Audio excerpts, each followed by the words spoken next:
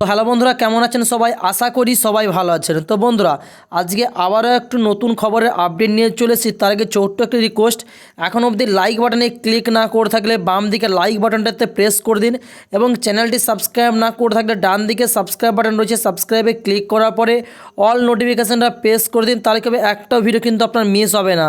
So খবরটা আমরা দেখে নেব। এবার ছাঁটাইয়ের মুখে রাজ্যের ১৬৯৪ জন গ্রুপ ডির স্কুল কর্মী। তো প্রতিবেদনটা পড়ে নেব। আদালতের নির্দেশে এবার ছাঁটাইয়ের মুখে রাজ্যের বিভিন্ন স্কুলে কর্মরত ১৬৯৪ জন চতুর্থ শ্রেণীর কর্মী। বৃহস্পতিবার মধ্যশিক্ষা পর্ষদ হাইকোর্টে একটা রিপোর্ট দিয়ে জানিয়েছে, মোট ১৬৯৪টি বেআইনি সুপারিশের মধ্যে তারা নিয়োগ দিয়েছে ১৬৯৪ জনকে। তারা বর্তমানে রাজ্যের বিভিন্ন স্কুলে কর্মরত। এই রিপোর্টের প্রেক্ষিতে এদিন বিচারপতি বিশ্বজিৎ বসুর নির্দেশে সবকটি জেলার স্কুল পরিদর্শকরা এই বেআইনি নিয়োগপত্র ১৬৯৪ জনকে চিহ্নিত করবেন। আগামী মামলার ভবিষ্যতের উপর তাদের চাকরি ভবিষ্যৎ নির্ভর করবে।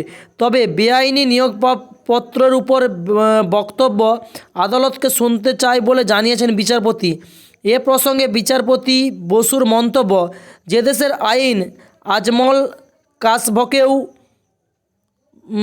তার বক্তব্য জানানোর সুযোগ দেয়, সেখানে এই বিতর্কিত নিয়োগপ্রাপ্তদের বক্তব্য জানানোর সুযোগ পাওয়া উচিত। ২০১৬ সালে রিজিওনাল লেভেলের টেস্টের RLST ভিত্তিতে গ্রুপ ডি পদে নিয়োগপ্রাপ্ত নিয়ে প্রশ্ন উঠেছিল। ওই বছর ওয়েটিং লিস্টে ৩ নম্বর নামে থাকা সত্ত্বেও কেন নিয়োগ দেওয়া হয়নি, এই অভিযোগ হাইকোর্টের। দ্বারস্থ হন লিপিকা সাধুকা নামে এক চাকরি প্রার্থী, যার জেরে ওই বছর ঠিক কতজন বেআইনি সুপারিশ ও নিয়োগ পেয়েছেন তাদের খুঁজে বের করে স্কুলের সার্ভিস কমিশনকে নির্দেশ দিয়েছিল।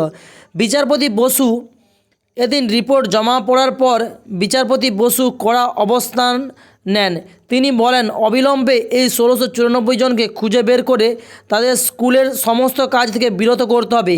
আমি তেমনই নির্দেশ দেব। বিচারপতি এই বক্তব্যের প্রেক্ষিতে রাজ্যের তরফে আইনজীবী বিশ্বব্রত বসু মল্লিকের অবশ্যই বলেন, এমনটা হলে স্কুল চালাতে অসুবিধা হবে। চতুর্থ শ্রেণীর কর্মীরা ফাইল বওয়া থেকে স্কুলের ছুটি পর দরজা জানালা বন্ধ করা এবং ঘন্টা দেওয়া শুরু করে অনেক কাজই করে থাকেন। এখনই এমন পদক্ষেপ করলে স্কুল চালাতে অসুবিধা হবে। এই বক্তব্যের প্রেক্ষিতে স্কুল চালানোর স্বার্থ অবস্থান বদল করেন বিচারপতি বসু।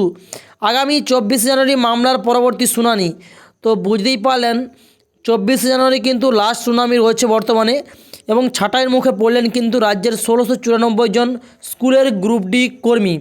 তো ভিডিওটি যদি আপনাদের ভালো লেগে থাকে ভিডিওতে অবশ্যই লাইক করবেন, কমেন্ট বক্সে আপনাদের মতামতটা কমেন্ট করবেন, এবং চ্যানেলটিকে সাবস্ক্রাইব করে পাশাপাশি বেল ঘন্টাকে প্রেস করে দেবেন এমন লেটেস্ট ভিডিও সবার প্রথম দেখার জন্য। তো thanks for watching my video.